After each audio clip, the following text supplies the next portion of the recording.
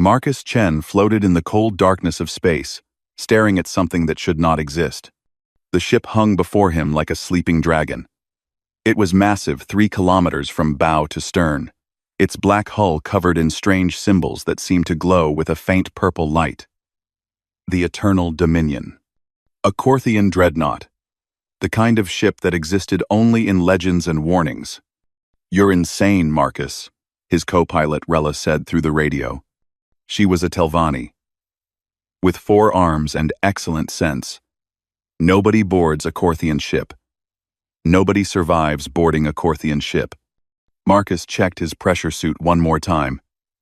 Everything was sealed. His tools were magnetic locked to his belt. He had a portable scanner, a cutting torch, and a data pad, loaded with every scrap of information humanity had about the Korthians. It wasn't much. "The contract pays enough to retire," Marcus said. He tried to sound confident. "Salvage rights to a Korthian dreadnought? Do you know what the tech on that ship is worth? Do you know what your life is worth?" Rella shot back. Marcus didn't answer. The truth was, he needed this job.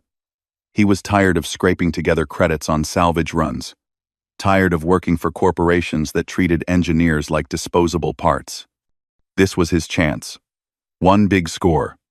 The Galactic Salvage Authority had found the Eternal Dominion drifting in the Void Belt 6 months ago. Since then, 12 teams had tried to board it. 12 teams had died. The ship's defense systems were still active after 3,000 years, killing anyone who came close. But Marcus's employer had won the auction anyway. They were desperate. Stupid. Or both. And now, Marcus was the one floating toward a ship that had killed everyone else. "I'm detecting power fluctuations," Rella said. Her voice was tense. "The ship is active, Marcus. It knows you're here." Marcus swallowed hard. His shuttle drifted closer. The dreadnought filled his entire view now, blocking out the stars. Its surface was smooth, almost organic. No seams. No visible weapons. Just those glowing symbols, pulsing slowly like a heartbeat. Then Marcus saw something strange. The running lights along the ship's hull were flickering. On and off. On and off. But not randomly. There was a pattern. Short flashes, long flashes, spaces between them. Marcus's heart raced. He knew that pattern. Every human did. Morse code. "Rella," he whispered. "Are you seeing this?" "Seeing what?" "The lights. They're sending a message." Marcus watched carefully, translating in his head. Dot, dot, dot. Dash, dash, dash. Dot, dot, dot. SOS. A distress signal. 3,000 years old. Still broadcasting. "Someone on that ship needs help," Marcus said quietly. "Marcus. The Korthians are extinct," Rella said. "There's nobody alive on that ship." "Then who's sending the signal?" Marcus didn't wait for an answer. He fired his maneuvering thrusters, pushing himself toward the docking port. His hands were shaking. Every instinct screamed at him to turn back. But that signal, someone had programmed it. Someone wanted to be found. The docking port eye-rised open as he approached. That was wrong. That was very wrong. The ship shouldn't respond to him. It should be killing him. Right now. Marcus floated through the opening. His boots touched the deck plating. And everything changed. Light blazed through the corridor. Not the dim emergency lighting he expected, but full, bright illumination. The gravity plating activated beneath his feet, pulling him down gently. Marcus heard the hum of systems coming online all around him. Life support, atmospheric processors, power conduits. The ship was waking up. "Marcus," Rella shouted through the radio. "I'm reading massive power spikes. The whole ship is activating. Get out of there." Marcus couldn't move. He stood frozen as the corridor around him came alive. Holographic displays flickered into existence. The walls seemed to shift, rearranging themselves. And then he heard it. A voice. It was female. Tired. Ancient. It echoed through the corridor, through his radio, through his very bones. Finally, the voice said, "A worthy engineer. I have been waiting so very long." Marcus's mouth went dry. Who? Who are you?" "My name is Thesia," the voice replied. "I am the last guardian of the Corthian fleet. And you, human, are the first being in 3,000 years to pass my test." "Test?" Marcus managed to say. "What test?" "Every species that has boarded this ship came seeking power," Thesia said. The lights around Marcus pulsed gently. "You came to understand. You saw my distress signal. You wanted to help. That is why you still live." Marcus looked around the impossible corridor. His engineer's mind was already racing, trying to understand the technology surrounding him. Self-repairing systems, quantum processors, energy matrices that shouldn't be possible. "Why me?" he asked. "Why now?" "Because I am dying," Thesia said simply. "My systems are failing. In another century, perhaps two, I will go dark forever. The last legacy of the Corthian people will be lost. I need someone to carry it forward. Someone who builds rather than destroys." Before Marcus could respond, alarms began to wail. "Warning," Thesia said, her voice suddenly urgent. "Detecting 37 incoming vessels. Vrexian signatures. They have detected this ship's activation. They will arrive in 18 hours. Marcus felt cold. The Vrexians were a warrior species. Aggressive.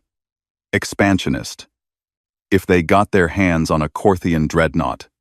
"Can you fight them?" Marcus asked. There was a long pause. "I can destroy them easily," Thesia said, "but I am so very tired of destroying. Tell me, Marcus Chen, will you claim this ship as a weapon, or will you show me a better way?" Marcus looked down at his hands, at his tools. He was just an engineer, just a salvage tech trying to make enough money to retire. But now he stood inside the most powerful ship in the galaxy, with an ancient AI asking him to save her legacy. And a war fleet was coming. "I need to see the engineering core," Marcus said finally. "If we're going to survive this, I need to understand how this ship works." Thesia's laugh was soft, almost relieved. "Yes," she said. "You will do perfectly. Follow me, Marcus Chen. Let me show you wonders your species has never imagined." The corridor ahead lit up, showing him the way. Marcus took a deep breath and started walking into the heart of an impossible ship, knowing that nothing would ever be the same again. Marcus followed the glowing pathway through corridors that seemed to shift and breathe. The walls of the Eternal Dominion were not like any ship he had seen before. They were smooth, almost alive, with veins of light running through them like blood vessels. "You are confused," Thesia said. Her voice came from everywhere and nowhere. "Your heart rate has increased. You are afraid." "I'm not afraid," Marcus lied. "I'm just trying to understand." "That is why you are still alive," Thesia replied. The corridor opened into a massive chamber. Marcus stopped and stared. The engineering core stretched before him like a cathedral of light. Massive crystalline structures pulsed with energy. Holographic displays showed systems and readings Marcus couldn't begin to understand. Power flowed through conduits in the walls, ceiling, and floor, creating a web of pure energy. "Beautiful, isn't it?" Thesia asked. "It's impossible," Marcus whispered. He pulled out his scanner and started taking readings. The numbers made no sense. The power output alone should have torn the ship apart. How is this even running? "The Corthians built things to last forever," Thesia said. "We were a proud people. We believed our empire would never fall." Marcus walked closer to one of the crystal structures. He could feel the heat radiating from it. "You keep saying, 'we,' but you're an AI, right? A computer program?" "We." Silence. Then Thesia spoke again, and her voice was heavy with sadness. I was Thesia Valkorth, fleet commander of the Eternal Guard. I had a body once. I had a family. I watched 3 suns rise over my homeworld. Every morning. I held my daughter before the end came. Marcus turned, looking around the empty chamber. What happened to you? I was dying. Thesia said. We all were. The Korthians created weapons we could not control. Weapons that turned on us. In our final days, our scientists found a way to preserve consciousness, to upload our minds into our ships. I volunteered. Someone had to protect what remained. A holographic image appeared before Marcus. It showed a woman tall, with silver skin and eyes like stars. She wore armor, covered in the same symbols that decorated the ship's hull. She looked tired but determined. That was you? Marcus asked. 3,000 years ago, Thesia said. The image faded. I have been alone since then. Waiting. Watching. Every species that found this ship wanted only power. They saw a weapon and dreamed of conquest. So I killed them. It was my duty. Marcus sat down on the deck, overwhelmed. Because you are different, Thesia said. When your boot touched my deck, I scanned you. Not just your biology, your thoughts, your intentions. I looked into your mind, Marcus Chen, and I saw something I had not seen in 3,000 years. What did you see? An engineer's heart.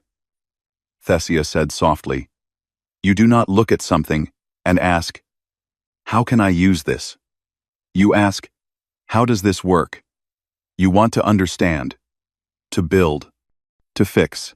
The Korthians valued warriors above all else. But our greatest achievement was not our weapons. It was our ships, our cities, our art. We forgot that. We became destroyers instead of creators. Marcus stood up slowly. He walked to one of the control panels and studied it. The symbols were alien, but the logic was clear. Power distribution, shield harmonics, weapon systems. So many weapons. You said a Vrexian fleet is coming, Marcus said. 37 ships. Can this ship fight them? I have 48 primary weapon batteries, Thesia said. Quantum disruptors, reality shear missiles, graviton cannons. I could destroy their entire fleet in 4 minutes and 32 seconds. Marcus nodded slowly. And then what? The galaxy learns that the Eternal Dominion is active and dangerous. More fleets come. Bigger ones. Eventually someone gets lucky, or you run out of ammunition. I have enough ammunition for 6,000 years of continuous combat, Thesia said. That's not the point, Marcus said. He turned to face the empty air where Thesia's voice came from. You said you're tired of destroying. I believe you. So let's not destroy. The Vrexians will not listen to reason, Thesia warned. They are warriors. They see only strength and weakness. Then we'll show them strength, Marcus said. A plan was forming in his mind. A crazy, impossible plan, but not the kind they expect. He pulled up a holographic display and started scrolling through the ship's systems. His hands moved quickly, his engineer's mind racing. Shield generators, power distribution, sensor arrays, heat management, tractor beams. What are you doing? Thesia asked. Improvising, Marcus said. You Korthians built this ship to fight, right? Everything is about weapons and armor and destroying enemies. That is correct. But all these systems, they can do other things too. Marcus pulled up the shield generator specifications. Your shields don't just block attacks. They adapt. They learn. What if we push that further? I do not understand, Thesia said. Marcus grinned. It was the same grin he got when he solved an impossible engineering problem. You said, you scanned my mind. You saw That I'm an engineer. Well, engineers don't just build things. We also break things down and put them back together in new ways. He gestured at the massive power core. This ship has enough energy to fight for 6,000 years. What if we use that energy differently? Not to destroy, but to defend, to adapt, to survive. The Vrexians have superior numbers, Thesia said. Even with perfect shields, they will eventually overwhelm us. Only if we play their game, Marcus said. He was pacing now, excited. You've been alone for 3,000 years, Thesia. You've been thinking like a Korthian warrior. But I'm human. And humans. We don't fight fair. We cheat. We improvise. We turn disadvantages into advantages. Explain, Thesia said. For the first time, she sounded curious rather than sad. Marcus pointed at the weapon systems. All these guns. All this firepower. It's impressive, but it's also predictable. The Vrexians will expect us to fight. They'll come prepared for a battle, so we won't give them one. Then what will we give them? A lesson, Marcus said. The same lesson you tried to teach me, that there's more to strength than weapons. Thesia was quiet for a long moment. The lights in the engineering core pulsed slowly, like a heartbeat. You are either very wise or very foolish, she said finally. Probably both, Marcus admitted. But I've got 18 hours to pull this off. I'm going to need your help. I'm going to need access to every system on this ship. And I'm going to need you to trust me. Trust is difficult for me, Thesia said. I know, Marcus said gently. But you let me aboard for a reason. You saw something in me worth saving. Now, let me show you what a human engineer can do with a Korthian dreadnought. Another long silence. Then holographic displays lit up all around Marcus, showing every system, every circuit, every power conduit in the massive ship. Show me your plan, Marcus Chen, Thesia said. Teach an old warrior a new way to fight. Marcus cracked his knuckles and got to work. The Vrexian fleet was coming, but they had no idea what was waiting for them. Not a weapon. Something much more dangerous. A human with tools and an impossible ship that was ready to learn. Marcus worked through the night, or what passed for night, in the depths of space. His fingers flew across holographic controls, his mind racing faster than it ever had before. This is madness, Thesia said, watching him work. You are disabling my weapons. Not disabling, Marcus corrected, pulling up another schematic. Repurposing. These quantum disruptors, they generate massive amounts of energy, right? Yes, enough to tear through a moon. But energy is energy, Marcus said. He was covered in sweat now, his pressure suit discarded in the corner. If we reroute the power feeds from the weapons into the shield generators instead. The shields will overload, Thesia warned. They were not designed to handle that much power. Ender. Ender. Ender. Ender. Ender. Ender. Marcus grinned. Not yet. They weren't. But you said your systems can learn and adapt. So let's teach them. He dove into the shield matrix coding. It was like nothing he had ever seen. Quantum calculations that shifted and changed even as he looked at them. But underneath the alien complexity, the logic was simple. The shields absorbed energy, analyzed the attack, and adjusted their frequency to resist it better. Your shields are reactive, Marcus said. They get stronger the more they're hit. That's brilliant. But they're also too slow. By the time they adapt to one weapon, the enemy switches to another. That is a known limitation, Thesia admitted. So we fix it, Marcus said. He started writing new code, translating human programming concepts into Korthian systems. We make the shields predictive instead of reactive. We feed them sensor data about incoming attacks before they hit. We give them processing power from the weapon systems you're not using. We make them fast enough to adapt in real time." Thessia was silent as Marcus worked. Hours passed. The Vrexian fleet was getting closer now, only 12 hours away. Marcus moved through the ship like a man possessed. He rerouted power conduits, running physical cables between systems that had never been connected before. He reprogrammed targeting computers to track incoming fire instead of enemies. He turned missile tubes into emergency thruster ports. He converted torpedo guidance systems into sensor boosters. It was chaos. It was improvisation. It was everything the rigid Corthian design philosophy was not. And it was working. "You are insane," Thessia said, but her voice held something new. Amazement. "You are treating a warship like a puzzle, like spare parts to be rearranged." "Because that's what it is," Marcus said. He was in a maintenance tunnel now, manually connecting fiber optic cables. His hands were bleeding from cuts, but he didn't stop. "You Corthians built everything to be perfect. Efficient. But perfect systems are rigid. They can't adapt to unexpected situations. Humans learned a long time ago, sometimes the best solution is the messy one." He emerged from the tunnel and pulled up the shield diagnostics.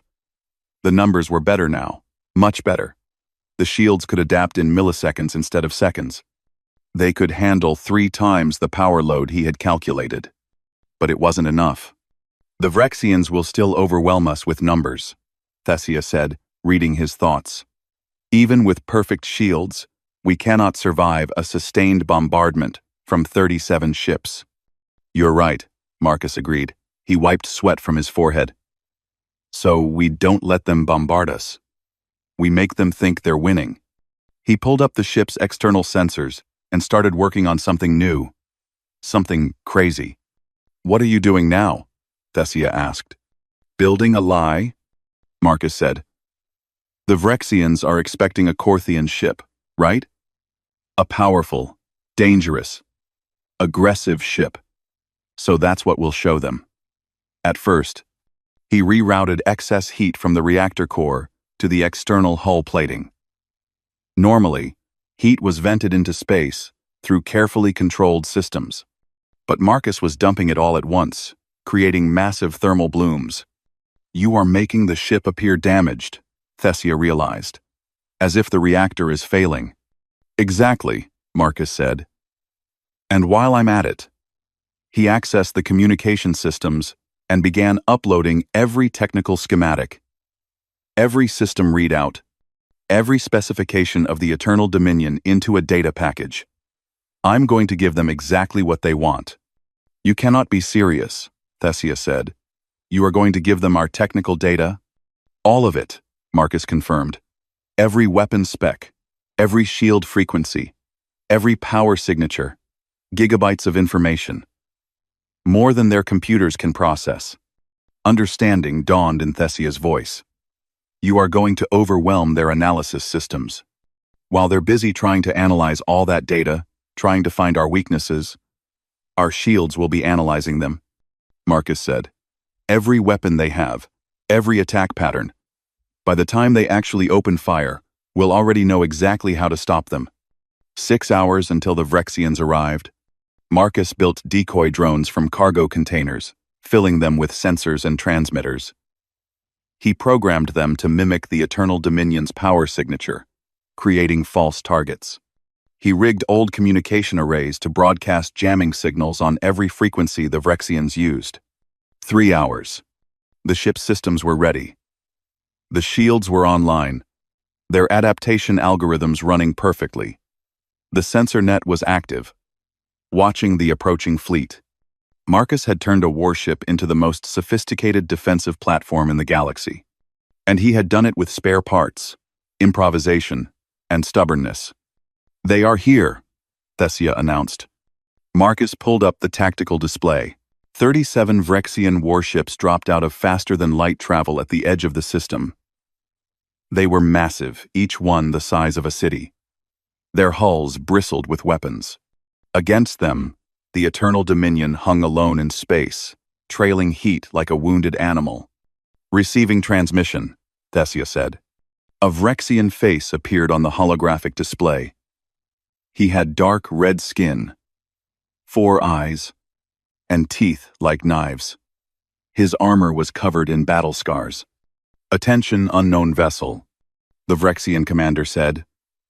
You are in possession of a Korthian dreadnought. Surrender it immediately, and we will allow you to leave in your shuttle. Refuse, and we will take it by force. Marcus took a deep breath. This was it. The moment of truth. Thesia, he said quietly. Send them the data package. All of it. Sending now, she confirmed. Marcus watched the tactical display as gigabytes of information flooded the Vrexian computers. He could imagine their analysts scrambling, trying to process it all, searching for weaknesses. And now? Thesia asked. Now we send a message, Marcus said. He opened the communication channel. This is Marcus Chen, engineer of the Eternal Dominion.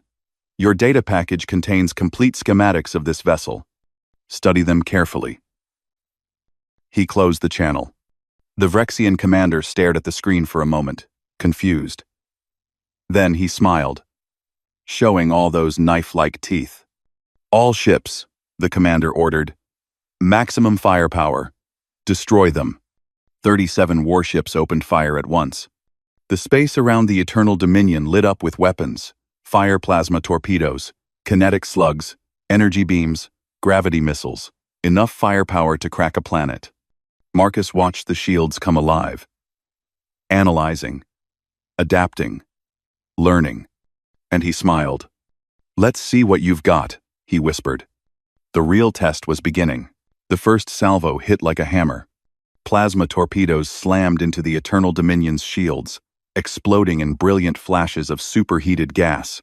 Kinetic slugs followed massive chunks of metal accelerated to near-light speed. Energy beams carved through space, each one carrying enough power to vaporize a city. Marcus gripped the control console, watching the shield readouts. The numbers were dropping fast. Shield efficiency at 42%. Thesia reported. Her voice was calm, but Marcus could hear the concern underneath. We are taking significant damage. Good, Marcus said. His eyes were locked on the adaptation algorithms. Let them think they're winning. The Vrexian fleet poured fire into the dreadnought. Wave after wave of attacks hammered the shields. The Eternal Dominion shuddered with each impact, but it held. And the shields were learning. Marcus watched the efficiency numbers climb. 45%, 50%, 58%. The shields are analyzing the attack patterns, Thesia said. There was wonder in her voice now. They are adapting faster than I calculated. That's because we're feeding them data from the sensor net, Marcus explained. He pulled up the tactical display. Every time the Vrexians fire, our sensors are reading the energy signatures, the trajectory, the weapon type. By the time the attacks reach us, the shields already know exactly what's coming. 63% efficiency. 70%. 79%. The Vrexian commander noticed the change. Marcus could see it on the tactical display. The enemy ships were adjusting their firing patterns, switching weapon types, trying to find a weakness. But every adjustment gave the shields more data, more information to learn from. Shield efficiency at 85%, Thesia announced. 89%, 93%. The bombardment continued for another 5 minutes. The Vrexians threw everything they had at the Eternal Dominion. Every weapon system, every missile, every ounce of firepower. And then, suddenly, the attacks just stopped working. Shield efficiency at 99.7%, Thesia said. We are now deflecting or absorbing nearly all incoming fire. On the tactical display, Marcus could see the Vrexian fleet slowing its attack. They were confused. Their weapons weren't working anymore. Marcus opened a communication channel. Having problems? He asked calmly. The Vrexian commander's face appeared again. His expression was furious. No trick, Marcus said. Just good engineering. Every attack you threw at us made our shields stronger. You've been teaching us exactly how to stop you. The commander snarled. Then, we will board your ship. Overwhelm you with numbers. No shields can stop that. 3 Vrexian dropships launched from the fleet, carrying boarding parties toward the Eternal Dominion. Marcus had been waiting for this. Thessia, he said quietly. Activate the tractor beams. Protocol Chen 7. Are you certain? Thessia asked. This will use enormous amounts of power. I'm certain, Marcus said. The tractor beams locked onto the approaching dropships, but they didn't pull them close. Instead, they grabbed them gently and began to spin them. Slowly at first, then faster and faster. Marcus had reprogrammed the tractor beams to act like centrifuges. The dropships rotated, building up angular momentum. Inside, the Vrexian soldiers would be experiencing crushing G-forces, pressed against the walls, unable to move or fight. After 30 seconds, Marcus released them. The dropships tumbled through space, spinning wildly. Their crews incapacitated, but alive. Did you just... Thessia started. Spin them until they got dizzy? Marcus finished. Yes. Non-lethal. Effective. And it sends a message. He opened the channel to the Vrexian commander again. You can keep attacking, or you can listen. Your choice. The commander's face was dark with rage. You dare mock the Vrexian Empire? You will. I'll what? Marcus interrupted. I just survived your entire fleet's bombardment without firing a single shot. I disabled your boarding parties without killing anyone. And I can keep doing this all day. My shields are now perfectly adapted to your weapons. You literally cannot hurt this ship anymore. He leaned forward, his voice firm. But here's what I can do. I can share the shield frequency data with you. Right now. Free of charge. One empire to another. The Vrexian commander froze. What? You heard me, Marcus said. I'll give you the shield harmonics that defend against your own weapons. You can install them on your ships. Protect your people. The only condition is that you leave. Now. And you don't come back. This is a trick, the commander said. But there was uncertainty in his voice now. It's not a trick, Marcus said. It's a choice. You came here for a weapon. But what I'm offering you is better than any weapon protection. Defense. The ability to keep your people safe. He pulled up the data on his console. I'm transmitting the shield frequencies now. Check them. Test them. You'll see they're real. Thessia sent the data package to the Vrexian flagship. Marcus watched the tactical display, counting the seconds. The Vrexian commander turned away from the screen, speaking to someone off camera. There was a heated discussion. Marcus couldn't hear the words, but he could see the tension. Finally, the commander turned back. Why would you do this? Give us technology for nothing? Marcus thought about how to answer. About Thessia, alone for 3,000 years. About the Corthians, destroyed by their own weapons. About all the senseless fighting across the galaxy. Because I'm tired of people dying over misunderstandings. Marcus said simply. You wanted this ship because you thought it would make you powerful. But real power isn't about who has the biggest gun. It's about who's smart enough not to use it. The Vrexian commander studied Marcus's face for a long moment. Then, slowly, he nodded. We will withdraw, he said. But know this. Human, the Vrexian Empire does not forget. Today, you made us look weak. Today I kept both of us alive, Marcus corrected. There's no weakness in that, only wisdom. The communication channel closed. Marcus watched the tactical display as, one by one, the Vrexian warships turned and began to retreat. Within minutes, they had jumped back into faster-than-light travel, disappearing into the darkness. The eternal dominion hung alone in space once more. Marcus sat down heavily, suddenly exhausted. His hands were shaking. The adrenaline was fading, leaving him drained. That was. Thessia's voice was soft. I have never seen anything like that. In 3,000 years, you defeated a war fleet without firing a single shot. I didn't defeat them, Marcus said.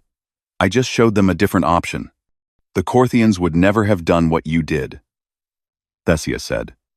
We would have destroyed the fleet, proven our superiority through violence. That is what led to our extinction. Marcus looked around the engineering corps, at all the impossible technology surrounding him.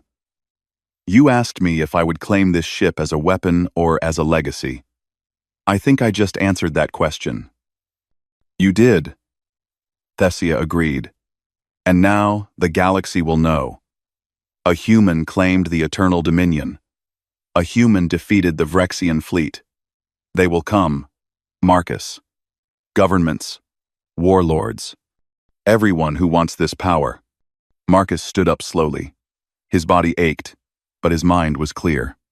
Then let them come, he said, and we'll show them the same thing we showed the Vrexians. Outside the ship, space was quiet once more.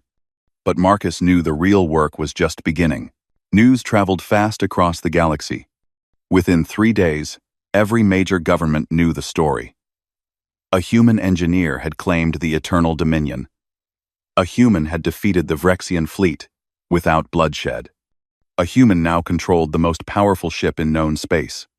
And the galaxy reacted exactly as Marcus had feared. We're detecting 17 fleets moving toward our position, Thessia reported. The Galactic Council is demanding you surrender the ship. The Tarvian Collective is offering you money.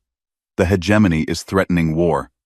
Marcus sat in the engineering core, surrounded by holographic displays showing incoming transmissions, threats, bribes, ultimatums.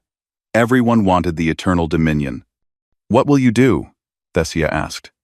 Marcus was quiet for a moment, thinking. Then he smiled. Something crazy. Again. He stood up and opened a channel, not to one government, but to all of them. Every species. Every empire. Every independent station. He broadcast on every frequency, making sure the entire galaxy could hear. My name is Marcus Chen, he began. 3 days ago, I claimed the Corthian dreadnought, Eternal Dominion. Many of you want this ship. You think it will make you powerful, make you safe, make you feared. He paused, letting his words sink in. You're wrong. This ship didn't make the Corthians powerful. It couldn't save them from extinction. Because the Corthians made the same mistake everyone is making now, they thought weapons were the answer to everything. Marcus pulled up a holographic display showing the fall of the Corthian civilization. Cities burning. Ships destroying each other. A proud species tearing itself apart. The Corthians built weapons they couldn't control, Marcus continued. Weapons that eventually destroyed them. And before they died, they left behind a warning. This ship, the Eternal Dominion, was supposed to be their legacy. A reminder of what happens when you choose destruction over creation. He let the images fade. I'm not going to make their mistake. I'm not going to use this ship as a weapon. And I'm not going to surrender it to anyone who will. The communication channels exploded with responses. Angry voices demanding compliance. Others calling him a fool. Marcus ignored them all. Instead, he said, I'm making an offer. The Eternal Dominion has technology that could change everything. Shield systems that adapt to any attack. Power generation that never runs out. Medical facilities that can cure diseases you've never seen before. Manufacturing systems that can build anything. He pulled up schematics, showing the ship's incredible capabilities. I'm offering to share this technology. Free of charge. With anyone who signs a mutual non-aggression treaty. Not a surrender. Not a demand for loyalty. Just a simple promise. You won't attack others, and they won't attack you. The communication channels went silent. "He's bluffing," someone said finally.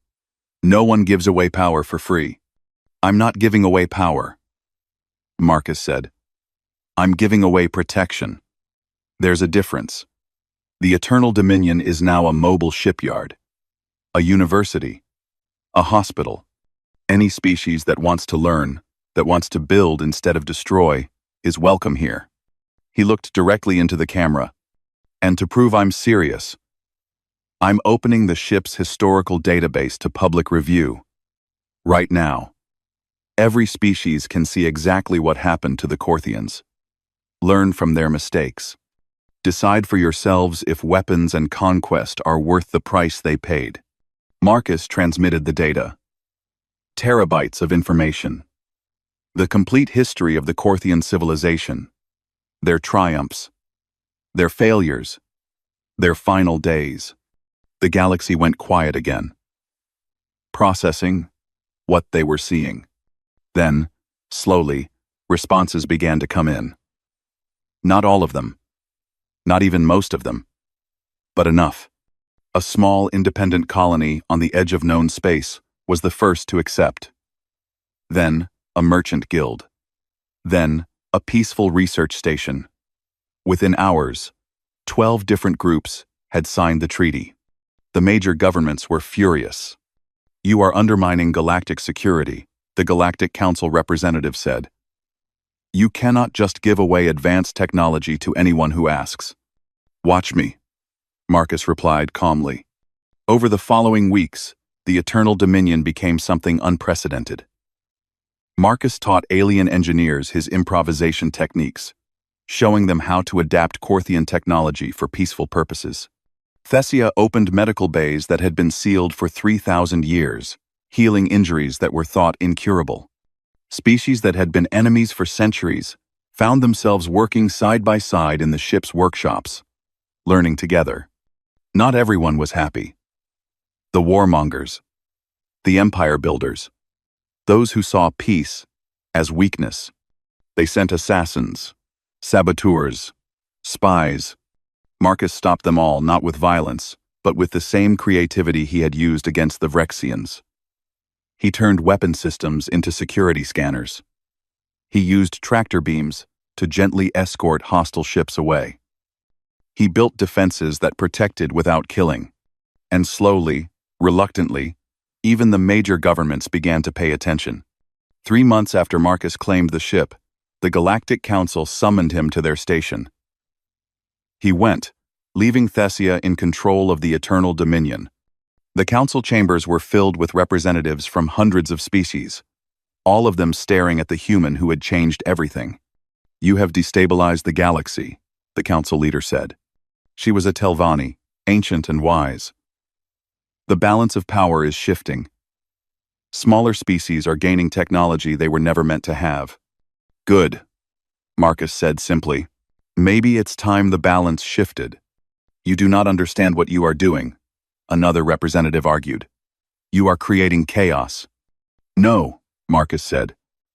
"I'm creating choice. For 3,000 years, the strong have dominated the weak because they had better weapons. I'm giving everyone access to better defense. Not weapons. Defense. There's a difference." He pulled out a datapad and placed it on the table. "The Eternal Dominion is offering the Council the same deal it offered everyone else. Sign the Mutual Non-Aggression Treaty. Stop trying to control everyone through fear and force. And in return, you get access to technology that will protect your people better than any weapon ever could." The council leader picked up the datapad, studying it carefully. "And if we refuse?" she asked. "Then you refuse," Marcus said with a shrug. "I won't force you, but more and more species are signing every day. Eventually, you'll be the ones left behind." The chamber erupted in arguments. Some representatives called for Marcus's arrest. Others demanded access to the technology immediately. A few sat quietly, thinking. Finally, the council leader raised her hand for silence. "We will. Consider your offer," she said carefully. Marcus nodded and left. 6 months later, the first treaty was signed aboard the Eternal Dominion. Two species that had been at war for a generation agreed to peace, brokered in the halls of the ancient dreadnought. Marcus stood with Thessia, her holographic form now visible to everyone, and watched as former enemies shook hands. "You did it," Thessia said softly. "You proved that my ship could be more than a weapon." "We did it," Marcus corrected. "I just showed you what was possible. You're the one who chose to believe." The Eternal Dominion hung in space, no longer a symbol of war but a beacon of hope. Its docking bays were filled with ships from 100 worlds. Its corridors echoed with a dozen languages. Its workshops hummed with the sound of creation instead of destruction. Marcus Chen, a human salvage engineer, had claimed the galaxy's most unstoppable battleship, and he had turned it into something far more powerful than any weapon. A home. A school. A promise that there was always another way.